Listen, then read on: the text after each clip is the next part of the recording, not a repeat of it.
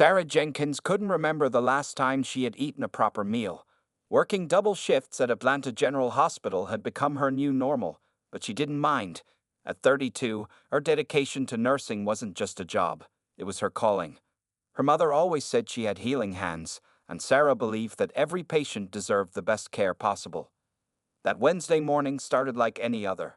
Sarah's curly hair was neatly tied back, her purple scrubs were freshly pressed, and her comfortable white shoes squeaked against the hospital floor as she made her rounds. The rehabilitation ward was busy, as usual, with the sound of physical therapists working with patients and the occasional whirring of motorized beds. "Sarah, we got a new patient in room 412. Linda, a head nurse, called out. He came in from St. Mary's Hospital yesterday. Car accident victim, 6 months ago. He needs his morning medications and vitals checked." Sarah nodded, gathering her supplies and checking the patient's chart. Marcus Thompson, age 35, software engineer. The medical notes indicated a spinal cord injury that left him paralyzed from the waist down. As she approached room 412, she could hear frustrated voices from inside. "I can do it myself," a deep voice insisted. "Sir, please let me help you with the water," a nurse's aide pleaded. Sarah knocked on the door before entering. The scene before her was one she had witnessed many times before, a patient struggling to maintain independence, fighting against the reality of their situation. Marcus Thompson sat in his bed, his dark eyes flashing with frustration, a half-spilled cup of water on his side table. "Good morning, Mr. Thompson," Sarah said warmly. "I'm Sarah Jenkins, and I'll be your primary nurse during the day shift." Marcus looked up, and for a moment, his anger seemed to fade. He was handsome, with broad shoulders and a clean-shaven face. His short-cropped hair was neatly maintained, and despite his current state, Sarah could tell he was someone who took pride in his appearance. "Sorry about the mess," he said, gesturing to the water. "I'm still getting used to this." He motioned to his legs under the blanket. Sarah moved efficiently around the room, cleaning up the spill. "No need to apologize. Change isn't easy, but that's why we're here, to help you adjust and get stronger." As she checked his vital signs, Sarah noticed several computer programming books on his bedside table. "You're a software engineer?" she asked, making conversation while working. Marcus corrected bitterly. "Not sure who's going to hire a programmer who can't even hold a cup of water steady." Sarah paused in her work, meeting his eyes directly. "Mr. Thompson, your brain writes the code, not your legs. And from what I can see, your brain is working just fine." For the first time since she entered the room, Marcus smiled. It was a small smile, but it transformed his entire face, creating tiny crinkles around his eyes. "Most people just give me the pity look when I talk like that." "Well, I'm not most people," Sarah replied, checking his medication chart. "And I've seen too many people overcome incredible obstacles to believe in limitations." As she administered his morning medications, they talked about his work. Marcus's passion became evident as he described the software he had been developing, a program to help small businesses manage their inventory more efficiently. Sarah found herself drawn into the conversation, asking questions that made him elaborate further. "You actually understand what I'm talking about?" Marcus asked, surprised. Sarah laughed. "My brother's a computer science teacher. I've picked up a few things over the years, though I still call him whenever my laptop acts up." Their conversation was interrupted by the arrival of the physical therapy team. As Sarah prepared to leave, Marcus called out, "Will you be back later?"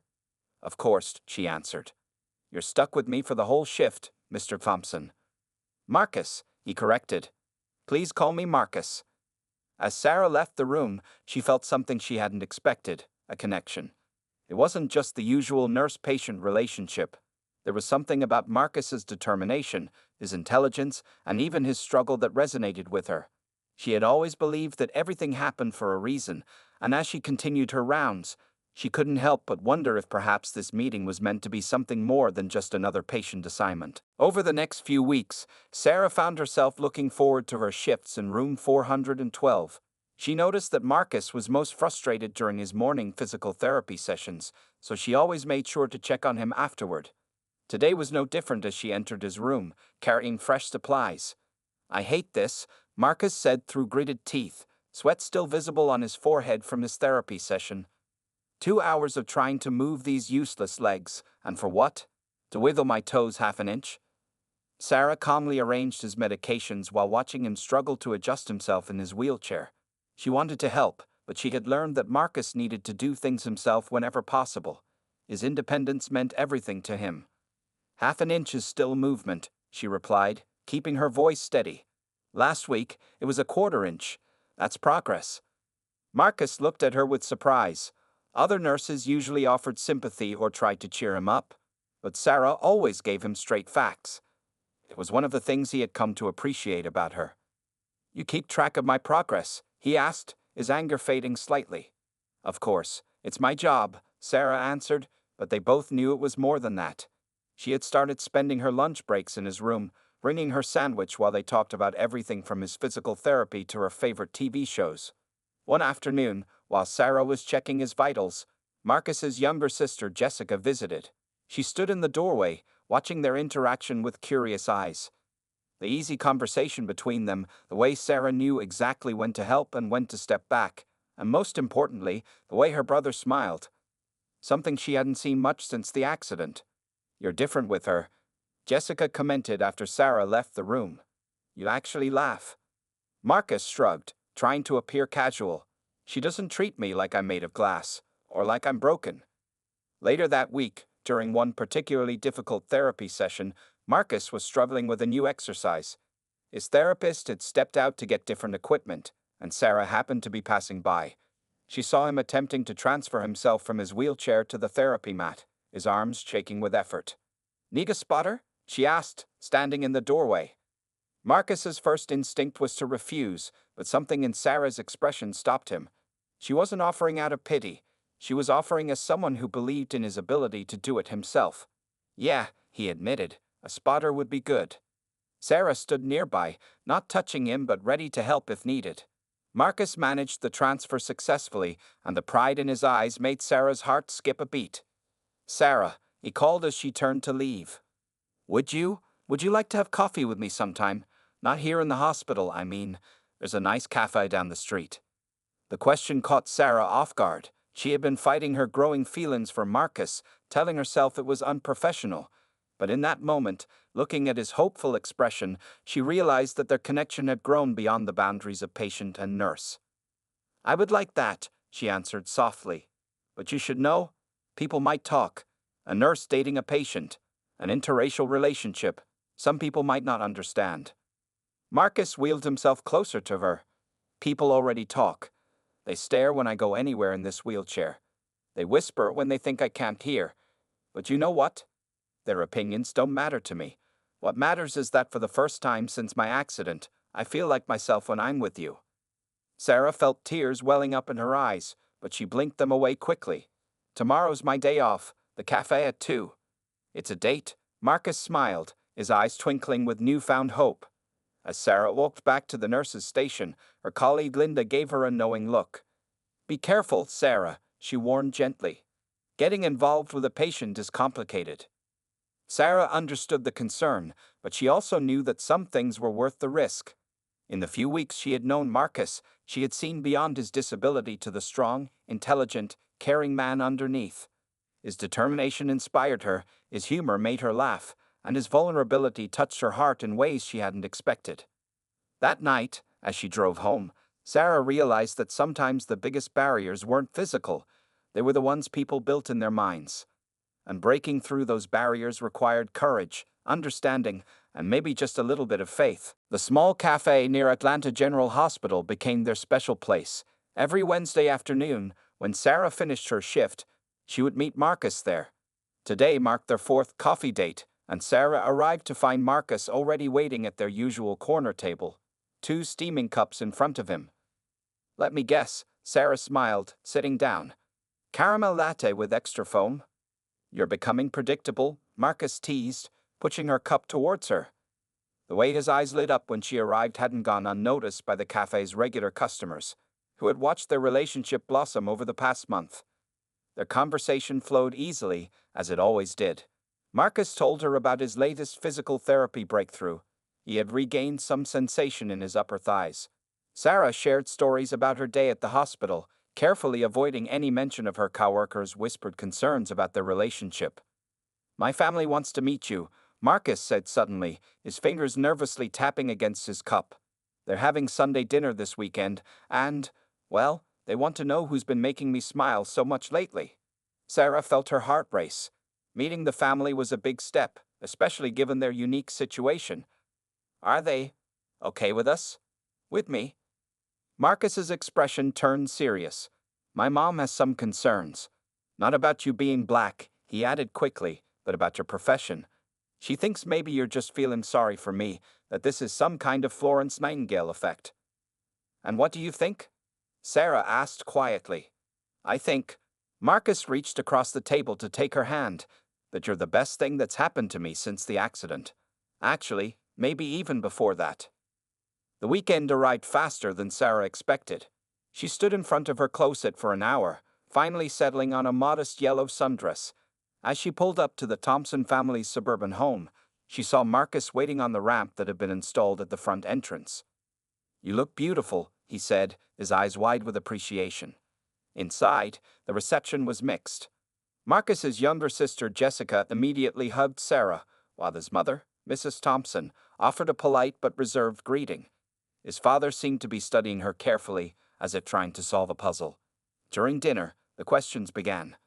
"So, Sarah," Mrs. Thompson started, "don't you think it's a bit unprofessional to date a patient?" "Mom," Marcus protested, but Sarah touched his arm gently.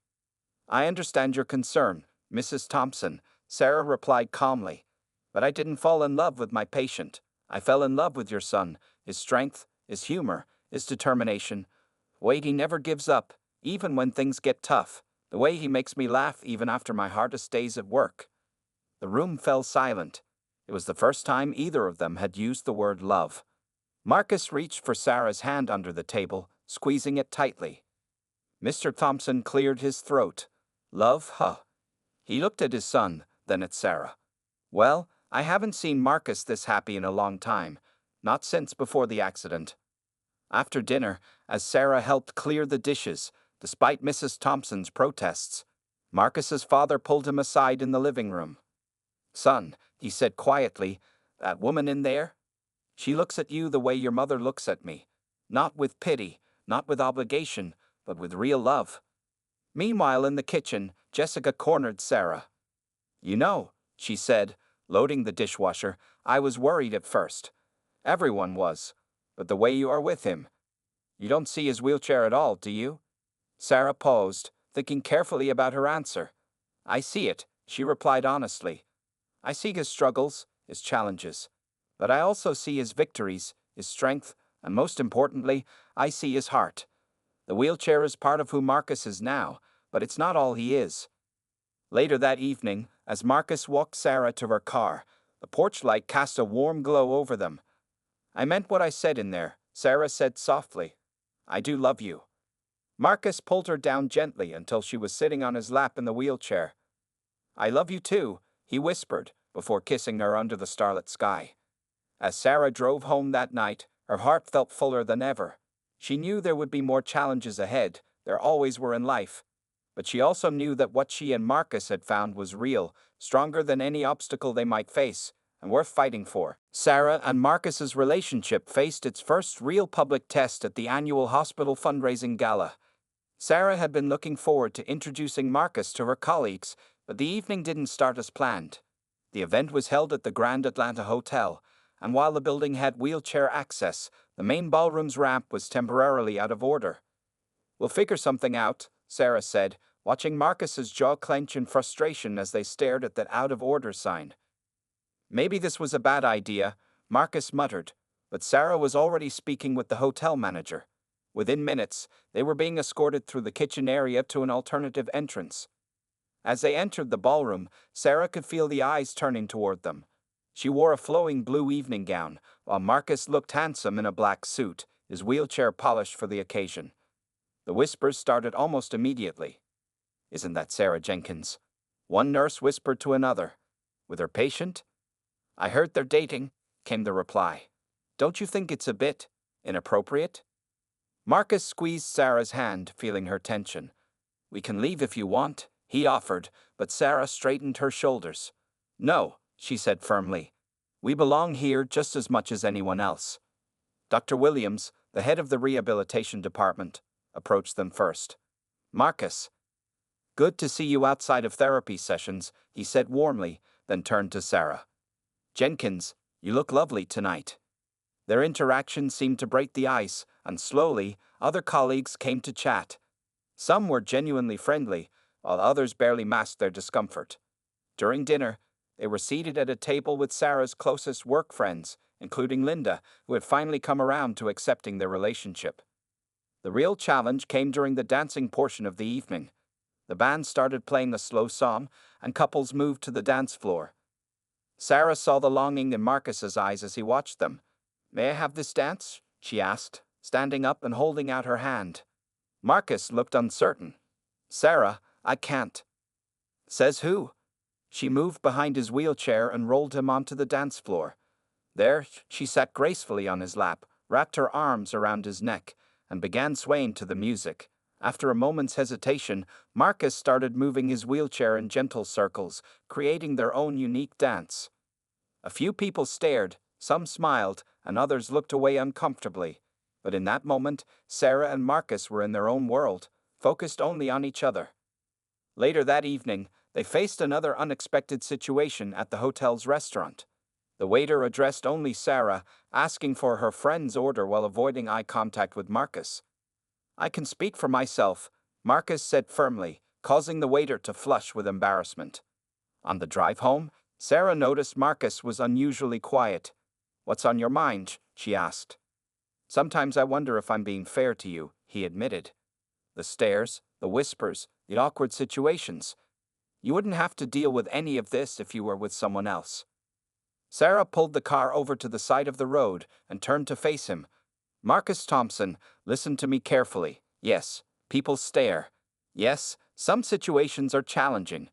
But being with you is worth every single moment of it. You make me happier than I've ever been. Even when I need help with simple things, even when places aren't accessible, even when people treat us differently. Even then, Sarah replied without hesitation, because those things don't define who you are.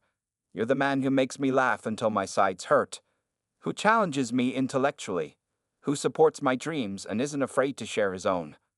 Marcus was quiet for a moment, then smiled. You know what? Let them stare. Let them whisper. They don't know what we have. And what do we have? Sarah asked, returning his smile.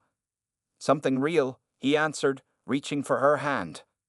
Something stronger than their prejudices and bigger than their small minds can understand. As they drove home under the starlit Atlanta sky, both Sarah and Marcus knew that while society might not always understand their love, it didn't matter.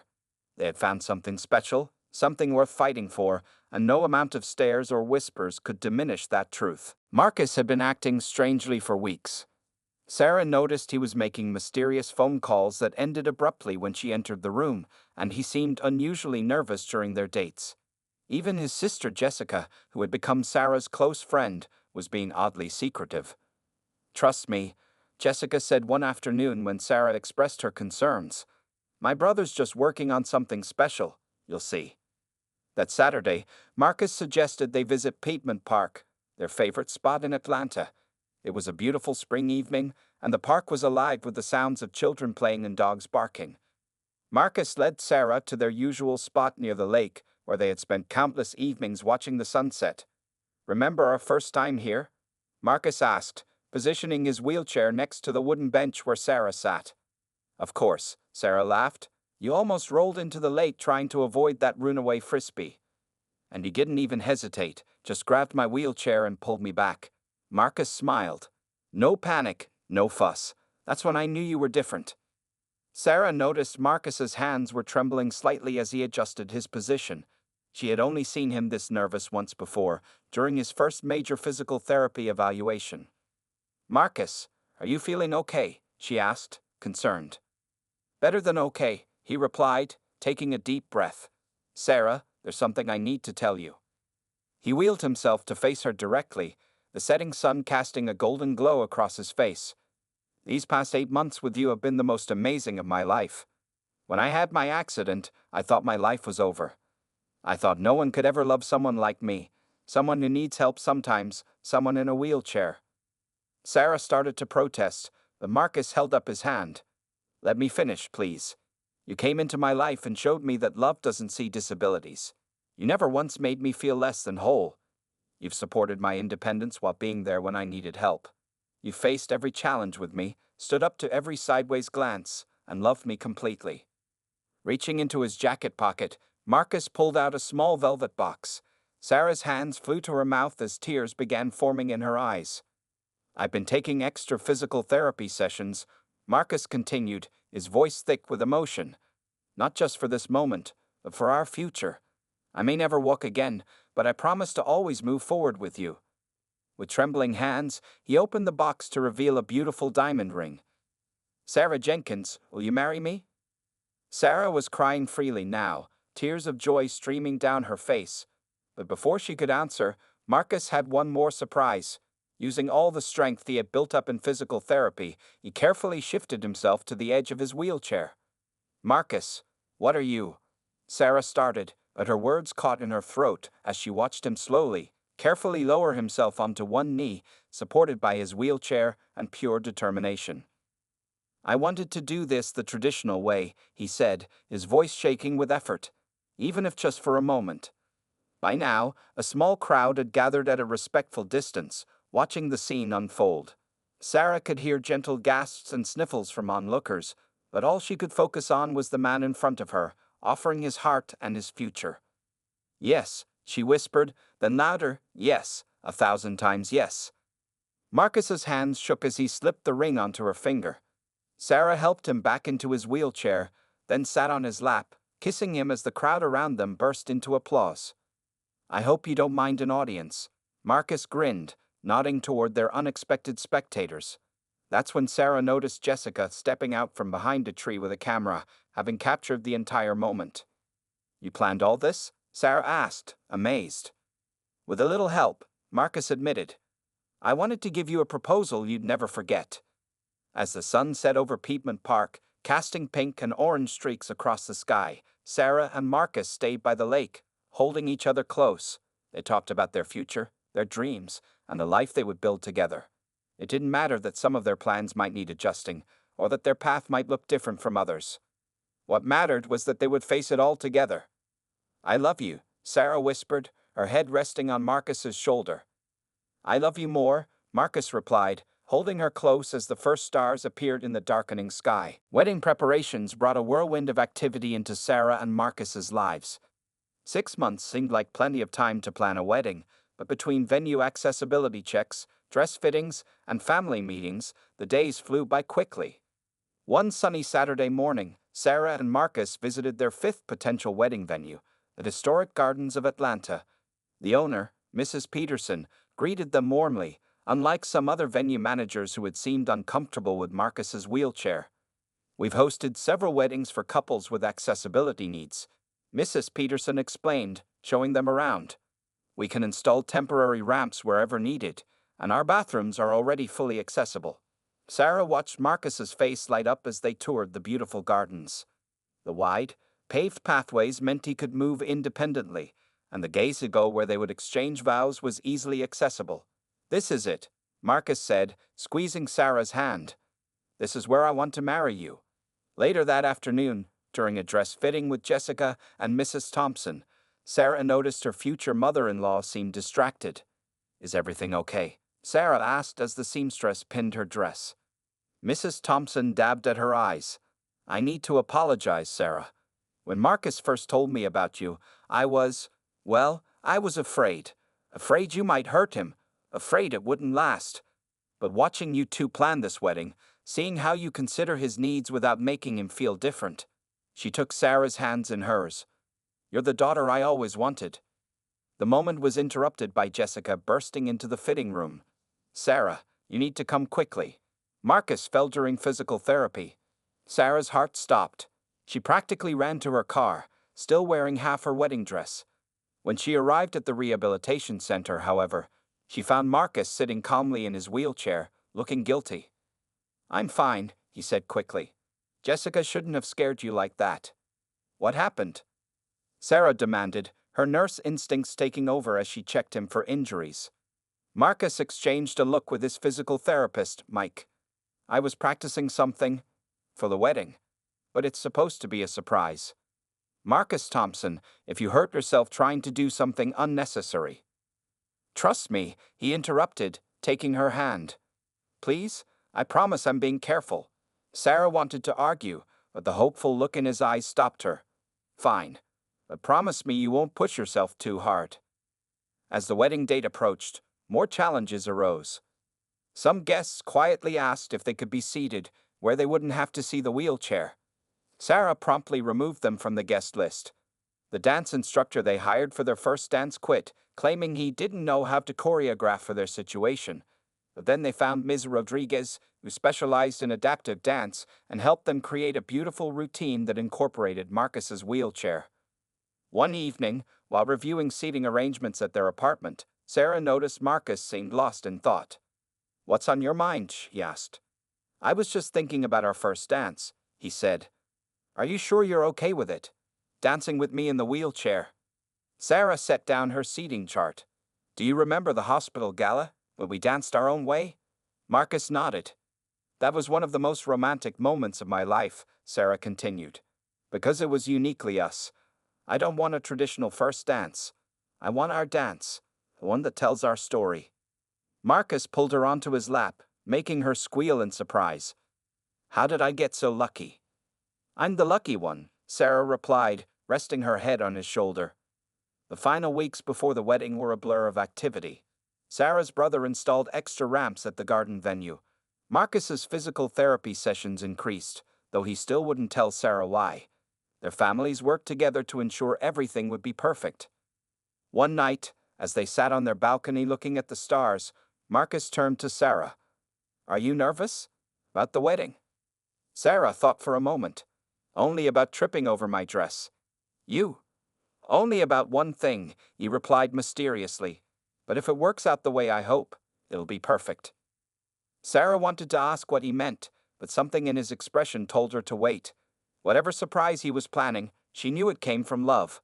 And that was all that mattered. The morning of the wedding dawned bright and clear at the historic gardens of Atlanta. Sarah stood at her hotel room window, watching the sunrise, her white wedding dress hanging nearby. Her hands trembled slightly as she sipped her morning coffee.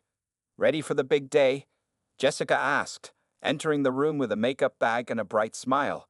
She had taken her role as maid of honor very seriously, arriving at 6 a.m. to help Sarah prepare. I haven't heard from Marcus since yesterday, Sarah said, trying to keep the worry from her voice. Is he okay? Jessica's smile grew mysterious. He's more than okay. He's been up since dawn, working with Mike and Dr. Williams. Something about final preparations. The bridal suite buzzed with activity as the makeup artists and hairstylists worked their magic. Sarah's mother couldn't stop crying as she helped her daughter into the elegant white dress. The fitted bodies flowed into a full skirt that had been specially designed to look perfect whether Sarah was standing or sitting on Marcus's lap. You look like an angel, Mrs. Jenkins whispered, adjusting her daughter's veil. Your father would have been so proud. Sarah touched the locket around her neck that contained her late father's photo. I wish he could be here. Meanwhile, in another part of the gardens, Marcus was in his private room with Mike, his physical therapist, and Dr. Williams. Sweat beaded on his forehead as he concentrated intensely. Are you sure about this? Dr. Williams asked, watching Marcus's determination with both concern and admiration. I've never been more sure of anything, Marcus replied, his voice firm despite his exhaustion. Just help me save my strength for the right moment. As noon approached, guests began filling the garden seats. The accessible aisle was wide and smooth, decorated with white and purple flowers. Marcus's wheelchair had been decorated with subtle white ribbons that matched the garden's decor. Linda, Sarah's colleague from the hospital, approached Marcus before the ceremony. She doesn't know, does she? She whispered. Marcus shook his head. Not a clue. I just hope. It will be perfect, Linda assured him, squeezing his shoulder. The ceremony was set to begin. Marcus positioned himself at the altar, looking handsome in his black tuxedo. His hands gripped his wheelchair's arms tightly, trying to control his nerves. Not about marrying Sarah, but about what would come after. The music started, and the garden fell silent. First came the bridesmaids in their purple dresses, then little Emma, Marcus's niece, spreading flower petals along the path. Finally, the wedding march began. Sarah appeared at the garden's entrance, and Marcus felt his heart stop. She was radiant in her white dress, her dark skin glowing in the sunlight, her eyes shining with tears of joy. Without her father, she had chosen to walk down the aisle alone, strong and independent, just as she had always been. As she reached the altar, Marcus couldn't hold back his own tears. "You're beautiful," he whispered. The minister began the ceremony, but Sarah noticed Marcus seemed distracted, his eyes occasionally darting to the side where Mike and Dr. Williams stood. She squeezed his hand, and he gave her a reassuring smile. Their vows were personal and heartfelt. Marcus spoke of how Sarah had brought light back into his life when he thought he would live in darkness forever. Sarah promised to always be his partner, his equal, facing life's challenges together. "Sarah taught me that love doesn't see limitations," Marcus said, his voice carrying across the garden. "It sees possibilities." "Marcus showed me that the strongest hearts are often those that have been tested," Sarah responded, tears flowing freely now. "And that true love adapts, grows, and overcomes." When they exchanged rings, Sarah noticed Marcus's hands were trembling more than usual. She assumed it was just wedding day nerves, not knowing that he was gathering his strength for what would come next. "By the power vested in me," the minister said, "I now pronounce you husband and wife. You may kiss the bride." Sarah leaned down toward Marcus, expecting their first kiss as a married couple. But Marcus had other plans, plans that had been in the making for months. Plans that would give Sarah the biggest surprise of her life. As Sarah leaned down for their wedding kiss, Marcus took a deep breath. This was the moment he had been working toward for 6 months. All those extra physical therapy sessions, the secret meetings with Dr. Williams, the countless hours of practice, it all came down to this. "Wait," Marcus said softly. The garden fell silent. Sarah looked confused as Mike and Dr. Williams quickly moved to Marcus's sides. From beneath his wheelchair, Marcus pulled out 2 specially designed leg braces that had been hidden all along. "Marcus, what are you?" Sarah's words caught in her throat as she watched her new husband begin to move. With trembling hands, Marcus attached the braces to his legs. The guests watched in stunned silence as Mike and Dr. Williams positioned themselves on either side of him. Then, gripping the handles they offered, Marcus began to push himself up from his wheelchair. Sarah's hands flew to her mouth, tears streaming down her face. The garden erupted in gasps as Marcus, through sheer determination and months of secret training, rose to his feet.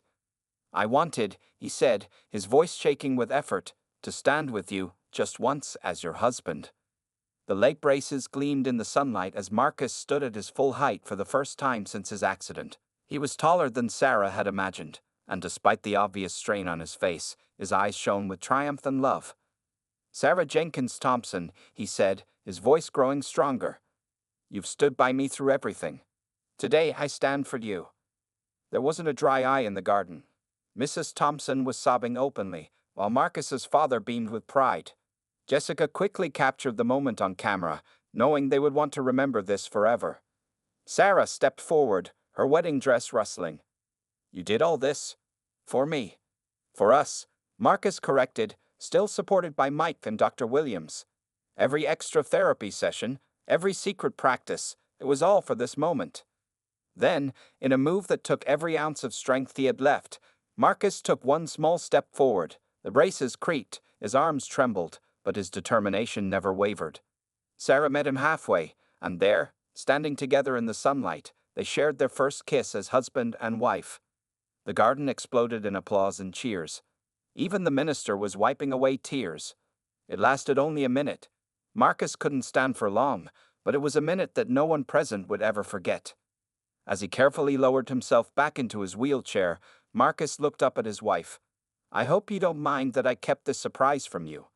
Sarah couldn't speak through her tears. Instead, she sat on his lap, kissed him again, and whispered, "I fall in love with you more every day." Later, during their reception, Linda approached the newlyweds. "So that's what all those secret meetings were about," she said, grinning. "You had us all worried." Marcus laughed, holding Sarah's hand. It was worth every minute of practice just to see her face. As the evening progressed, they shared their first dance just as they had practiced. Sarah perched gracefully on Marcus's lap as he guided his wheelchair in smooth circles around the dance floor. But now it felt different, more special, because they had already shared a moment that defied everyone's expectations. Near midnight, as they prepared to leave for their honeymoon, Sarah turned to her husband. "You know you didn't have to stand to make this day perfect, right?" Marcus nodded. "I know, but I wanted to show you, and everyone else, that with enough love and determination, nothing is impossible." Their wedding car, specially adapted for Marcus's wheelchair, waited outside. As they made their way to it, their path was lit by hundreds of sparklers held by their guests. The light danced in Sarah's eyes as she looked at Marcus, seeing not a man in a wheelchair, but her husband, her partner, her heart. "Ready for our next adventure?" Marcus asked as they settled into the car. Sarah squeezed his hand. "With you. Always." As they drove away, the sparklers fading behind them, both Sarah and Marcus knew that while their love story might not be conventional, it was perfectly, beautifully theirs. Their wedding day had shown everyone what they had known all along, that true love doesn't see limitations, it sees possibilities. And their greatest possibility was just beginning.